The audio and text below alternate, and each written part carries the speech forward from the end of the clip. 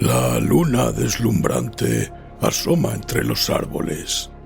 La oscuridad de la noche lo inunda todo, y una tenue niebla comienza a aparecer. Adéntrate en el bosque, busca el árbol viejo, siéntate a su lado. Ponte cómodo, cierra los ojos y escucha la historia que traen hasta ti las criaturas de la noche. Bienvenidos. Estos son los cuentos del bosque oscuro.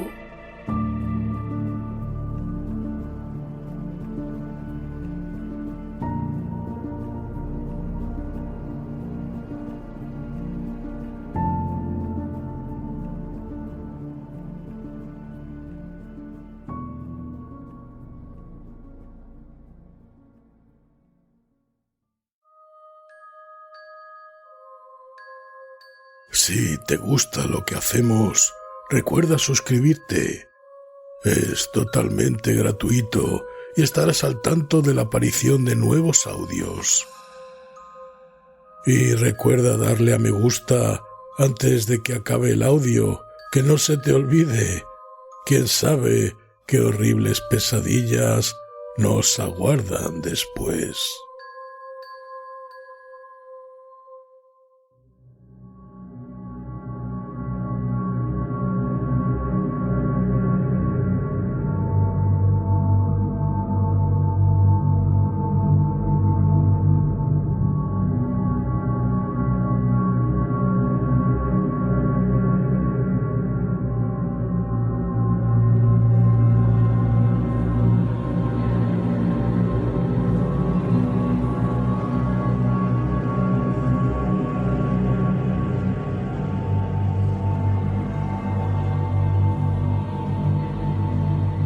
Solo con enorme vacilación y repugnancia permito a la memoria que vuelva al campamento de Lake y a lo que allí encontramos verdaderamente.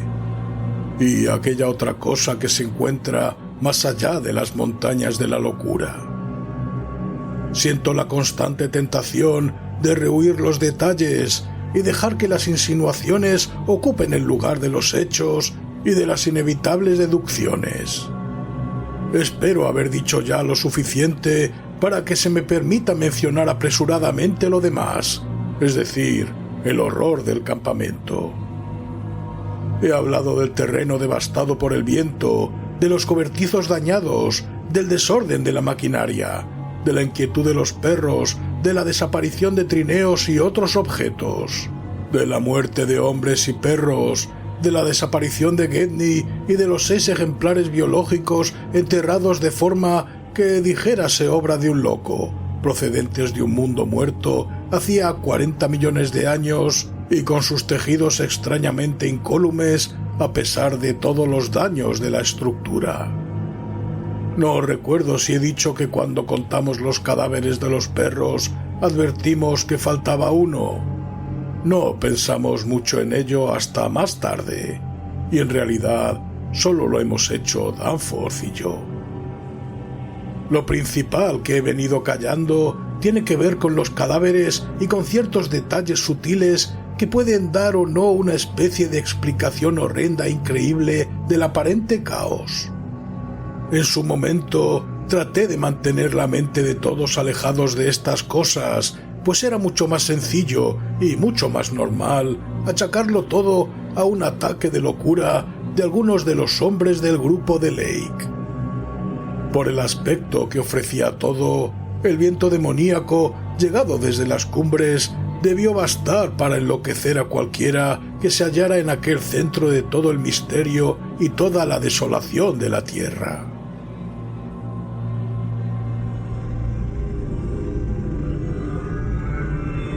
En las montañas de la locura,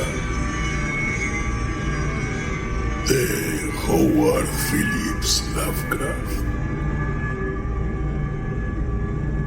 Capítulo 4.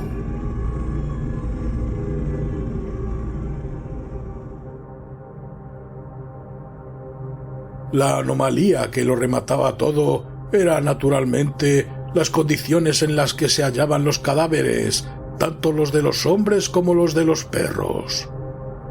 Todos se habían vuelto envueltos en una especie de lucha terrible y estaban desgarrados y despedazados de manera diabólica y completamente inexplicable. Por lo que pudimos colegir, la muerte había sobrevenido por lesiones o estrangulación. Era evidente que fueron los perros los que iniciaron la lucha, pues el estado de su primitivo cercado demostraba que se había roto desde dentro. Lo habían situado a cierta distancia del campamento por el odio que inspiraban a los animales aquellos infernales organismos arcaicos. Pero esta precaución parece que resultó inútil. Cuando los dejaron solos en medio de aquel viento monstruoso, tras unos endebles muros de insuficiente altura, los perros debieron salir de estampida, no sé si a causa del mismo viento o excitados por un sutil olor que emanaba en cantidad creciente de aquellas criaturas de pesadilla. Pero lo ocurrido era en cualquier caso horrendo y repugnante.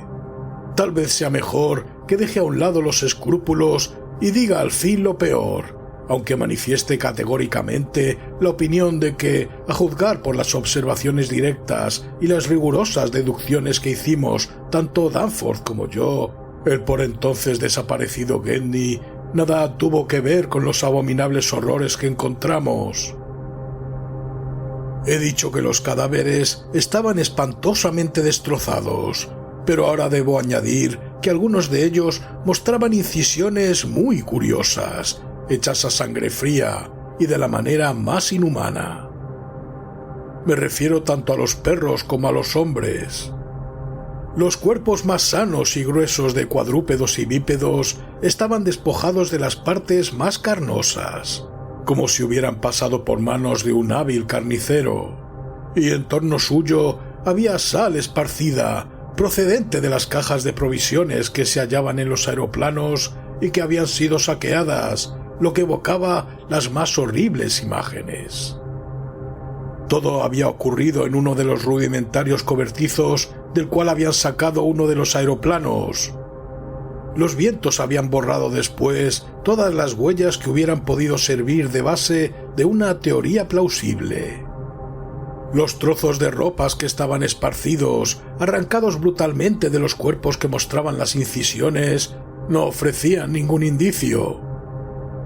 De nada sirve sacar a relucir aquí las huellas que hallamos débilmente marcadas sobre la nieve en una esquina resguardada del destrozado cercado, pues no tenían nada que ver con huellas humanas, sino que estaban claramente relacionadas con aquellas huellas fosilizadas de las que el pobre Lake había estado hablando las semanas anteriores. Era necesario frenar la imaginación al socaire de aquellas ensombrecedoras montañas de locura. Como ya he dicho, resultó que Gedney y uno de los perros habían desaparecido.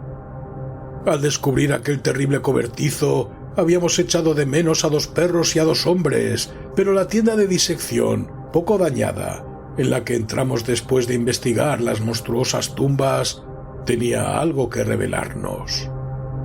No estaba como Lake la había dejado, pues los trozos cubiertos de aquella monstruosidad primigenia ya no se hallaban sobre la improvisada mesa de disección. De hecho, ya nos habíamos percatado de que uno de los 6 seres imperfectos y demencialmente inhumanos que habíamos encontrado, el que conservaba vestigios de un olor singularmente odioso, debía corresponder al conjunto de los trozos del ente que Lake había tratado de estudiar. Sobre la mesa de laboratorio y alrededor de ella había esparcidas otras cosas, y no tardamos en adivinar que eran los trozos, minuciosa pero extraña y torpemente diseccionados, de un hombre y un perro. Callaré el nombre de aquella persona en atención a los sentimientos de sus familiares. Habían desaparecido los instrumentos de cirugía de Lake, pero sí había señales de que habían sido limpiados cuidadosamente. También se había esfumado la estufa de gasolina, aunque sí encontramos un curioso revoltijo de cerillas. Enterramos los restos humanos junto a los otros 10 hombres y los restos de los perros junto a los cadáveres de los otros 35 animales. En cuanto a las extrañas manchas de la mesa del laboratorio y el desordenado montón de libros ilustrados violentamente manoseados que había a su lado, nos encontramos demasiado aturdidos para hacer conjeturas sobre ello. Esto era lo peor del campamento, pero había otras cosas que no causaban menor perplejidad.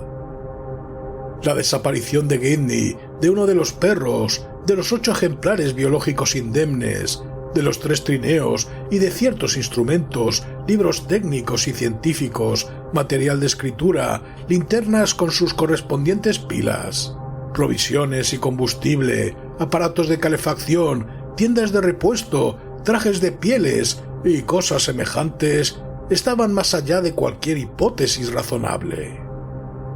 Como no había explicación tampoco para los borrones de tinta hallados en ciertos pedazos de papel, ni para las pruebas evidentes de que los aeroplanos y otros instrumentos mecánicos, tanto en el campamento como junto a las perforaciones, habían sido manipulados ineptamente. Los perros parecían no poder soportar la maquinaria tan extrañamente desordenada. Luego estaba también el asalto a la despensa, la desaparición de ciertos alimentos de primera necesidad y las latas cómicamente apiladas y abiertas por los procedimientos y lugares más increíbles.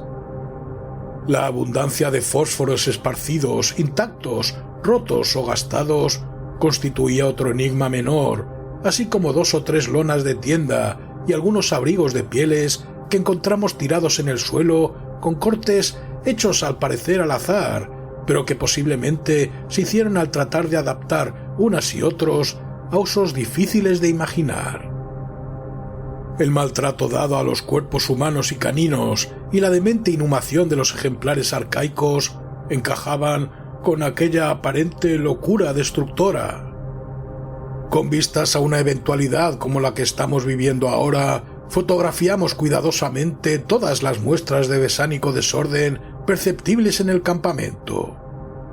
Utilizaremos las reproducciones para apoyar nuestros ruegos de que no parta la proyectada expedición de Starkweather Moor. Lo primero que hicimos cuando encontramos los cuerpos en el cobertizo fue fotografiar y abrir la fila de tumbas cubiertas con montículos de nieve en forma de estrella.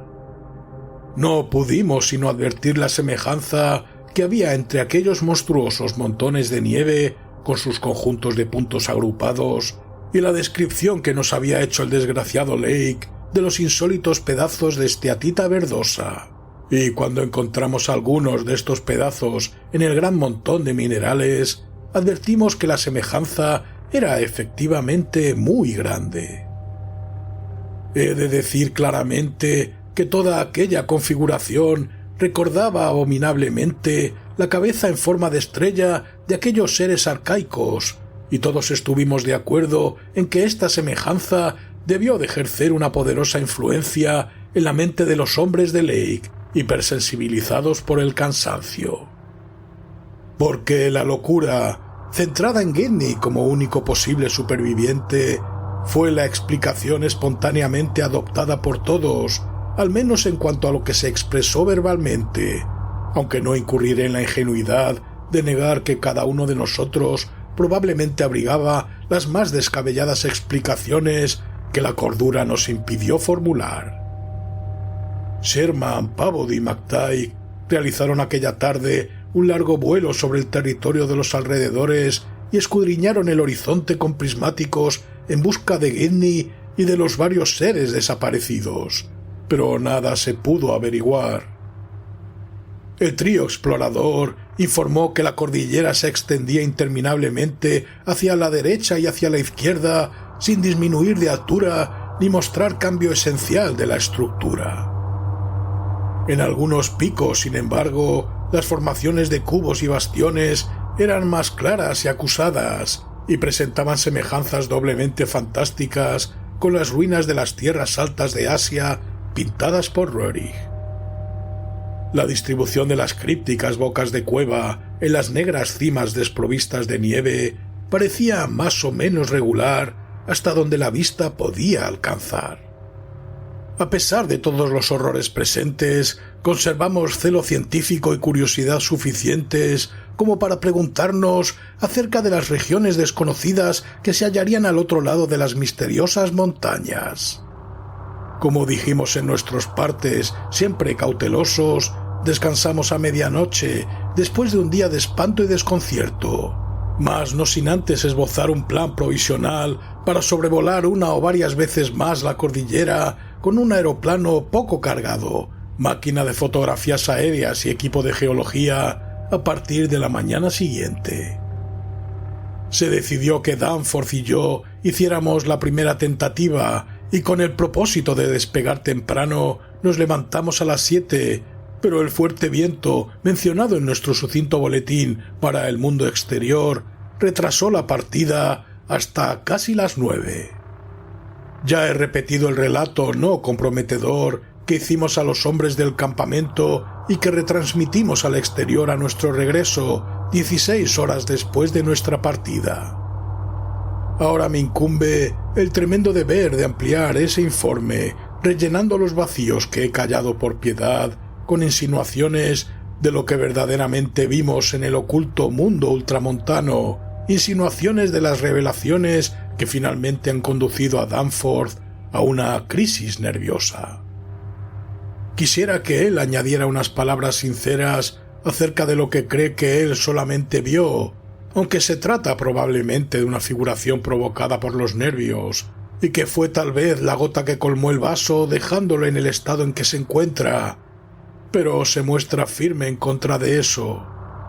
Lo único que puedo hacer es repetir sus incoherentes susurros posteriores acerca de lo que le llevó a prorrumpir en gritos mientras el avión regresaba por el desfiladero azotado por el ventarrón después de la impresión verdadera y tangible que compartí con él. No diré más. Si las claras señales que haya en lo que revele de remotos horrores supervivientes no bastan para impedir que otros se adentren en la Antártida interior, o al menos para que no curioseen demasiado profundamente bajo la superficie de ese supremo yermo de prohibidos arcanos y desolación inhumana maldita durante eones, la responsabilidad de males indecibles y tal vez incalculables no será mía. Danforth y yo, al estudiar las notas tomadas por Peabody en su vuelo de la tarde y hacer algunas comprobaciones con el sextante, habíamos calculado que el paso más bajo que ofrecía la cordillera se encontraba a nuestra derecha, a la vista del campamento, y a una altura de 23 o 24.000 pies sobre el nivel del mar. Partimos, pues, rumbo a ese lugar en el aligerado aeroplano a iniciar nuestra expedición de descubrimiento. El campamento, situado en unas estribaciones que se alzaban sobre una elevada meseta continental, se hallaba a una altura de alrededor de unos 12.000 pies. Por tanto, lo que necesitábamos subir no era tanto como a primera vista pudiera parecer. No obstante, a medida que ganábamos altura, nos dimos cuenta de que el aire se enrarecía, pues a causa de las condiciones de visibilidad tuvimos que dejar abiertas las ventanillas de la carlinga. Naturalmente, llevábamos puestas las pieles de mayor abrigo. A medida que nos aproximábamos a las adustas cumbres que se elevaban oscuras y siniestras por encima de la nieve hendida por los desfiladeros y los glaciares que rellenaban las quebradas, fuimos percibiendo más y más de aquellas formaciones extrañamente regulares que se adherían a las laderas, y volvimos a pensar en las estrambóticas pinturas asiáticas de Nicholas Roerich. Los antiquísimos estratos rocosos, erosionados por los vientos, confirmaron plenamente todos los boletines de Lake y vinieron a demostrar que aquellos picos se habían alzado allí exactamente del mismo modo desde eras sorprendentemente tempranas de la historia de la Tierra, quizá durante más de 50 millones de años.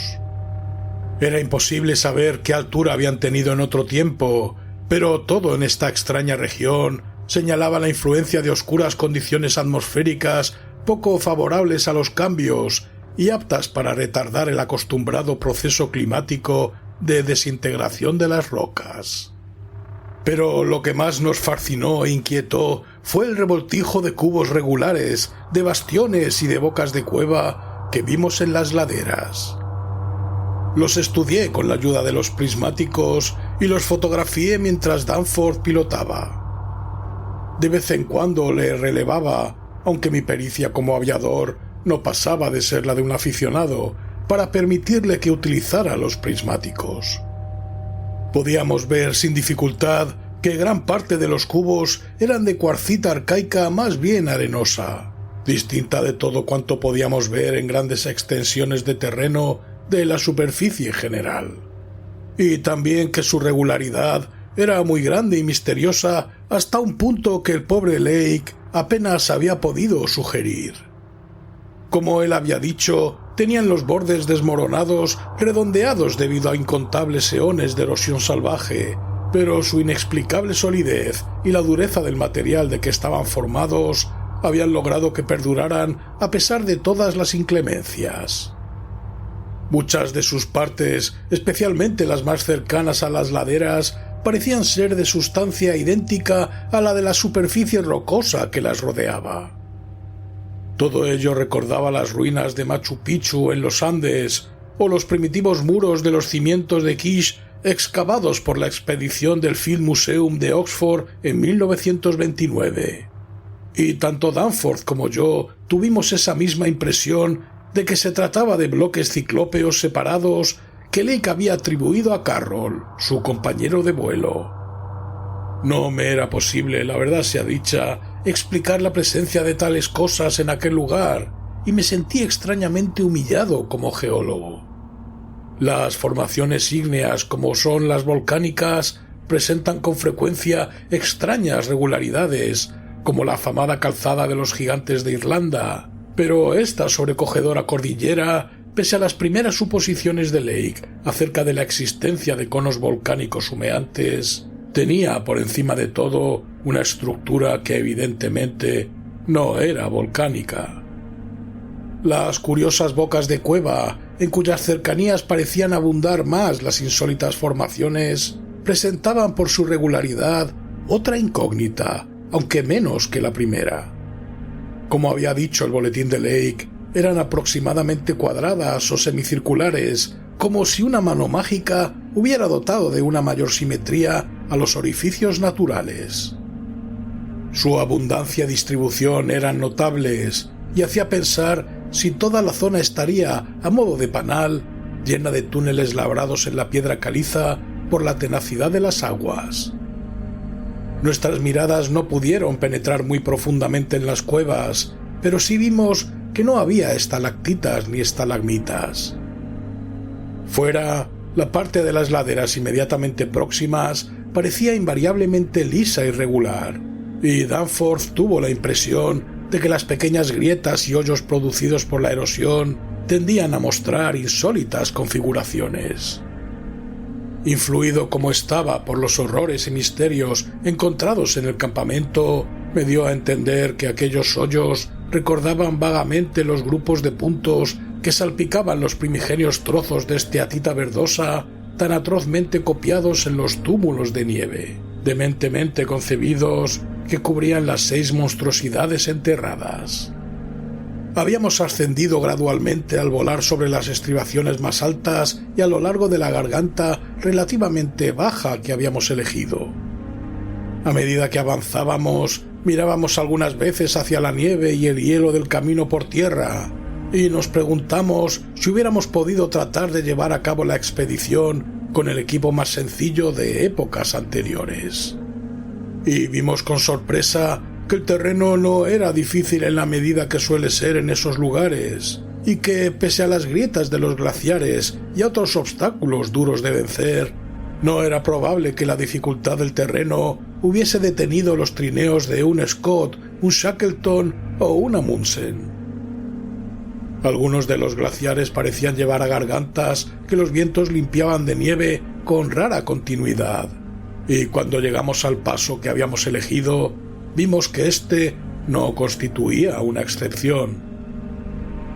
La tensa expectación que experimentamos cuando nos disponíamos a rodear la cima y asomarnos a un mundo jamás hollado apenas cabe describirse por escrito, aunque no teníamos motivo alguno para pensar que las tierras que se extendían al otro lado de las montañas fueran esencialmente distintas de aquellas que ya habíamos visto y atravesado.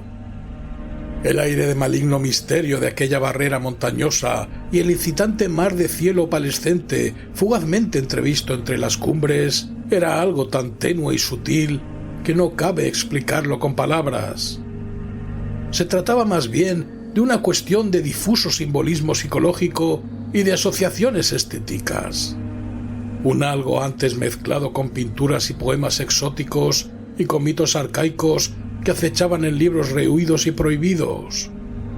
Incluso la fuerza del viento conllevaba una extraña tensión de malignidad consciente, y durante un segundo pareció que en su sonido compuesto había un extravagante silbo musical o fino tono de gaita que se extendiera a lo largo de las notas de una amplia escala cuando el poderoso hálito del viento entraba en las omnipresentes bocas de las cuevas para luego salir de ellas con ímpetu sonoro. Había en estos sonidos una nota vaga que repelía, tan compleja e imposible de identificar como cualquiera de las otras oscuras impresiones del día.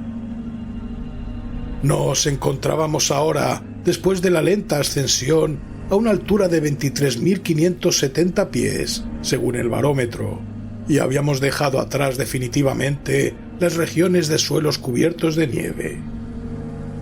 Allá arriba solamente se veían oscuras y desnudas laderas de roca y el nacimiento de glaciares de ásperas aristas, pero aquellos inquietantes cubos, bastiones y bocas de cueva resonantes añadían un algo portentoso, antinatural, fantástico, semejante a un sueño. Mirando a lo largo de la hilera de elevadas cumbres, creí ver la mencionada por el desgraciado Lake, un pico coronado por un bastión que se elevaba sobre la misma cima. Parecía estar medio envuelto en una extraña neblina antártica, una neblina que probablemente sugirió a Lake la idea de volcanismo. La garganta se abría inmediatamente ante nosotros, lisa y barrida por el viento entre abruptas elevaciones de maligno ceño. Más allá se veía un cielo perturbado por torbellinos de vapores e iluminado por el bajo sol polar, el cielo de los misteriosos reinos de un más allá que, según creíamos, jamás había sido visto por ojos humanos. Unos pies más de altura y veríamos esos reinos. Danforth y yo, incapaces de hablarnos, excepto a gritos, en medio de aquel viento veloz que rugía y ululaba en la garganta, sumándose al estruendo de los motores sin silenciador, intercambiamos elocuentes miradas. Y luego, tras ascender aquellos pies más, miramos por encima de la vertiente divisoria hacia los secretos no desentrañados de una tierra más antigua y totalmente extraña.